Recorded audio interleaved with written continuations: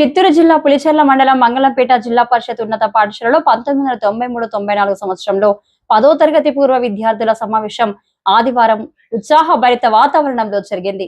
పూర్వ విద్యార్థులు ఒకరినొకరు పరిచయం చేసుకుంటూ అలనాటి తీపి గుర్తులు గుర్తు చేసుకున్నారు. ప్రస్తుత జీవన విధానం గురించి వివరించారు.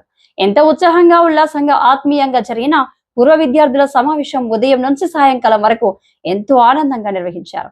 రుచికరమైన భోజనంతో విందును ఆరగించి మళ్లీ తీపి జ్ఞాపకాలతో సాయంకాలం గృహాలకు పయనమయ్యారు.